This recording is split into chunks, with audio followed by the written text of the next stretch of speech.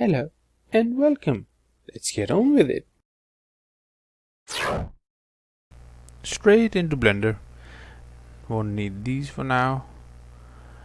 In this tutorial we are going to use a paid add-on. It's called Fluent, and it makes your workflow very smooth and easy.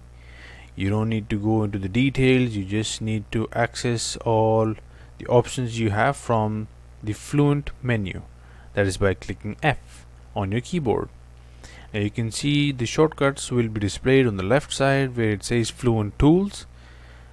Right now I'm adding a solidify modifier, but because I'm using the Fluent add-on, it's just by clicking buttons and moving the cursor from left to right is gonna adjust according to my needs. Now that's the mirror tool. We've mirrored it at the back. Second solidify. Let's see what this does.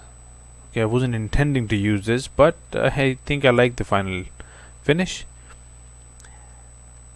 Now, just like any other hard surface modeling, this Fluent add-on gives you the options of cut, slice, and insert. These are the three main boolean options that we will be using.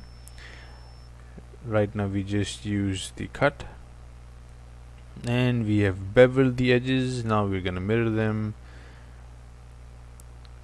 and now I need to add in a small panel actually. Yes, that'll do. Now again bevel the edges, mirror it on the other side, and select slice. Now we'll be using the array modifier, which is inbuilt in the Fluent menu and the Fluent add-on. In this direction, yes, S key to increase the numbers, and S again for changing the location. Beveling the mirrors. Okay.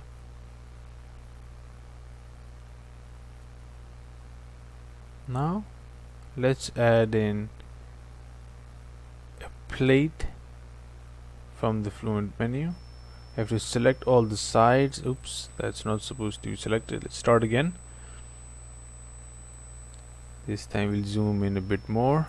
Make sure that you have the shift key selected at all times, because this will create a plate on this surface which will allow us to apply a grid from Fluent.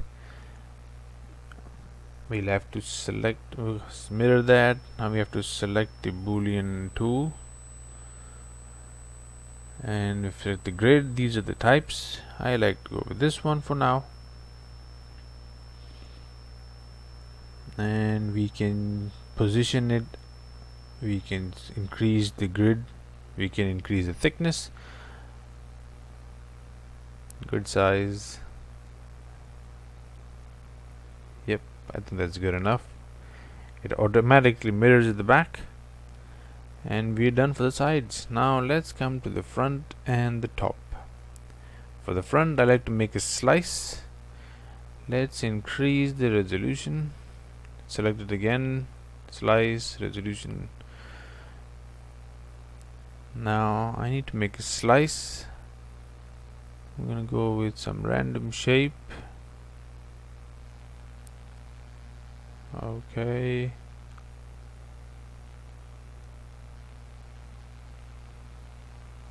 Make sure that you keep a track of the dots to make it an even slice. Now I'm gonna mirror.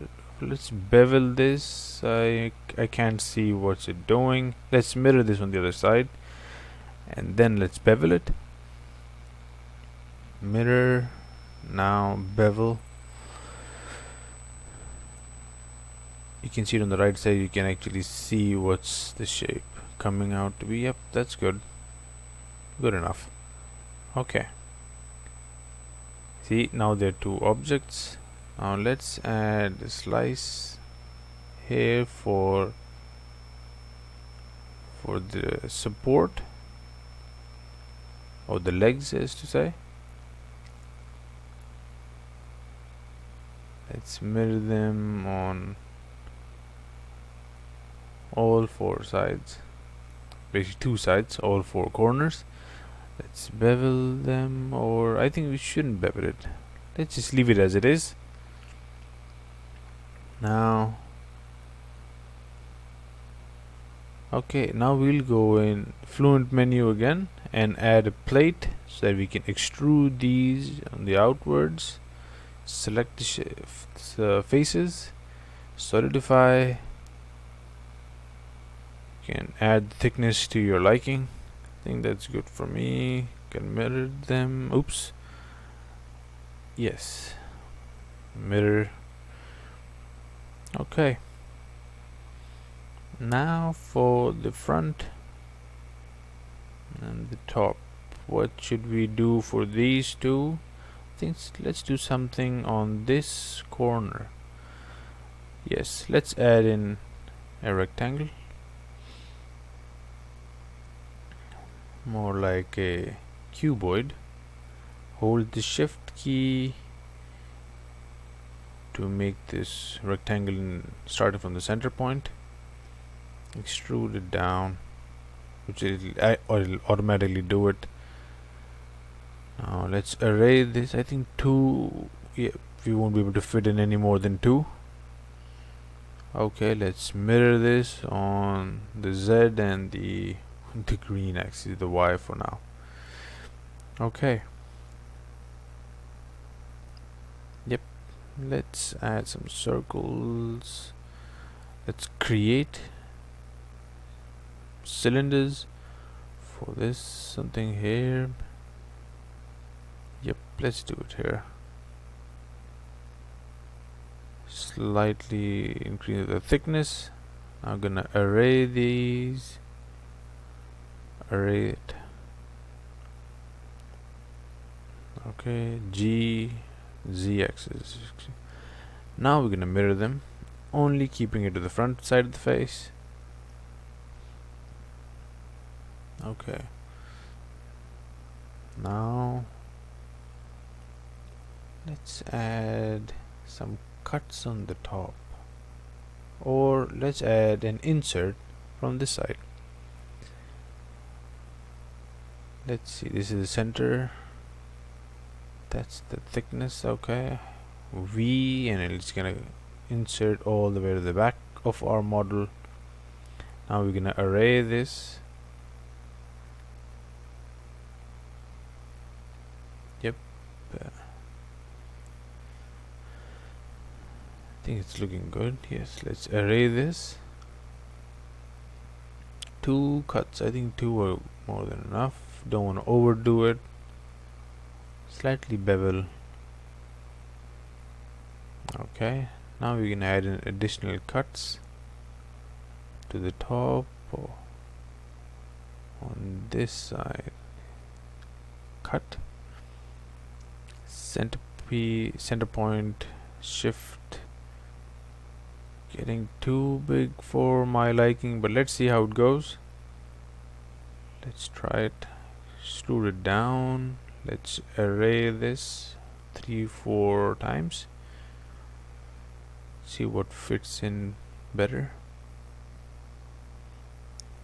The S key, increasing the numbers, and now the distance between them with another S.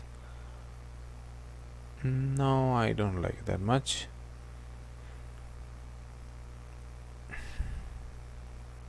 Now I'm gonna remove this, and I'm gonna go for the other side. Yep. Let's see, keeping it on to a smaller cut this time. Extrude it down. Now array this. I think maybe 2 or 3, maybe 3. I think 3 is good. Yep, 3 looks fine. Bevel it slightly.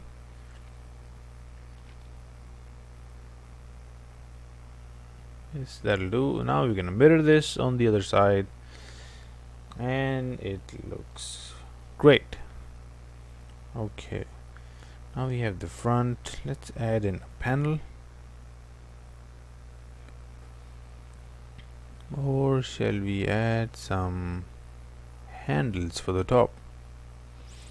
Let's add in some handles for the top.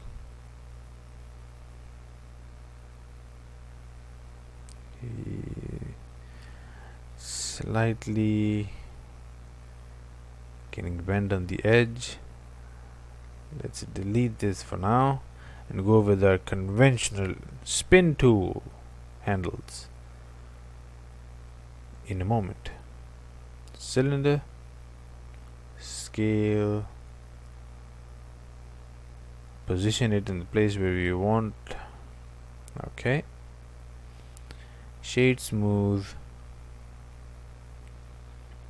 properties, auto smooth. Okay, now remember from our last tutorial where we used the spin tool. Let's position it accurately from the grid. 3D cursor, that's where I want the reference point to be for the spin. Face select, front view, keep the control pressed for increments, extrude somewhere about here. Let's count these boxes. Okay, again spin tool, and we're almost done. Extrude it down somewhat of the same length. Perfect. Now we're gonna mirror this on the other side to make it a symmetry. The Y and reference object. Great. Okay, now we have the handles. Now let's add in a panel for the front. A simple one, starting from the center point. Too big. I think we're gonna reduce this, something of this sort. Okay, solidify, adjust to your liking. Select this piece, gonna cut this, and then create. First cut this, and then we're gonna create a new object from the Fluent menu. First we're gonna bevel the edges. Let's create now on that surface another rectangle, and then we can extrude it out, keeping it slightly inwards.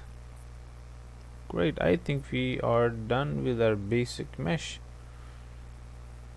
Okay, now we will be moving towards shading, where we'll be adding colors and textures to our object.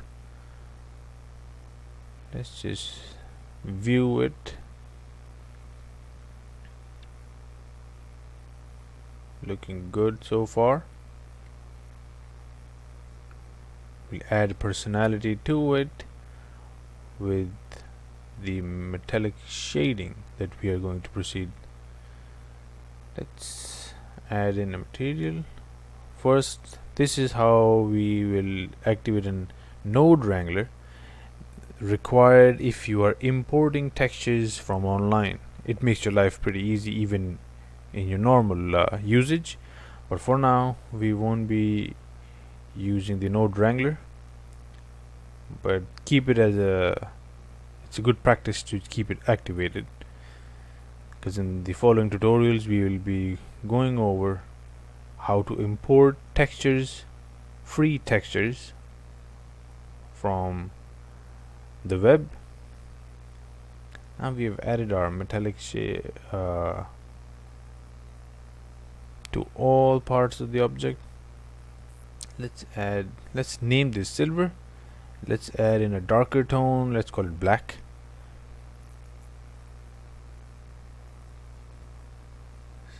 Let's decrease the brightness of the same for the black ones. Now these, we're gonna color it to the darker tone.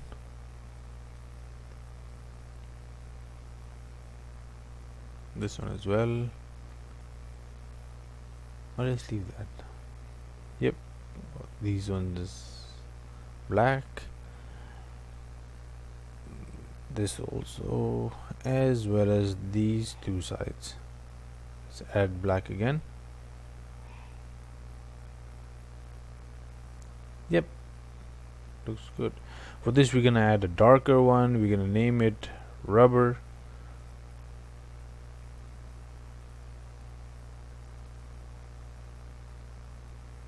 Looks like black metal actually. Okay, now we're gonna add in an emission shader for this. Add in a new material. Can I call it light? Remove the principal BSDF and add in an emission shader. Strength up to 5 or 4. Color like this one. Let's add in here as well. Okay, we haven't applied the modifiers, therefore we can't actually play around with the final mesh look that we have. You see, if you haven't applied the modifiers, you cannot add in textures because the changes have not been applied. Nevertheless, let's keep it the way it is and add in decals. Let's bring this in, rotate this, bring it to the front side of our object, bring it down, scale it a little. I think this, yep, this position is gonna be fine. Let's scale it to stretch it a little bit. Okay, I think it looks good. Let's add in another decal from append. Remember, not link, from append. Select the ones that you want. This time we're gonna use these. They're not actually buttons, they're just dials. Just gonna cover these, giving them a little bit of textures. Of course, these are picture files with only 4 vertex, but it gives you a 3D look. Let's position it a little bit down. Size. Holding the shift key gives you more control with smaller increments basically.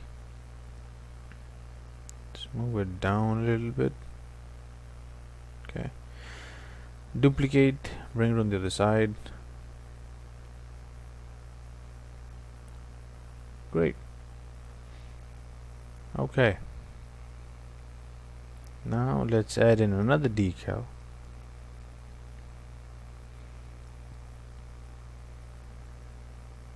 Yep, we need a straight, slim decal, so to say. Of course, we can change their sizes according to our needs. It will not distort the decal because it's high definition.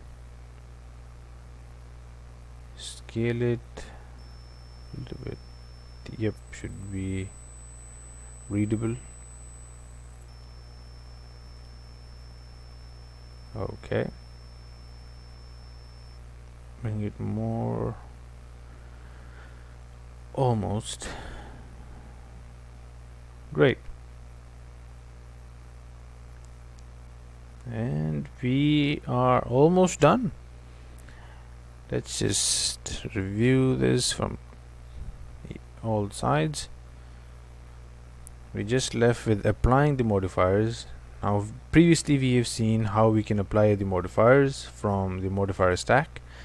This time, since we're using an add-on, we are going to just autocomplete and all changes are going to be applied.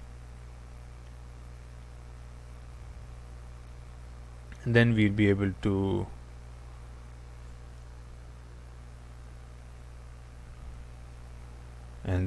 able to alter the changes from the mesh. We're going into edit mode. You can see changes have been applied. Neat and clean cuts. Happy there's no discoloration. Great. Perfect. Alright, so we are basically done for this tutorial. Great job. Until next time. Toodles.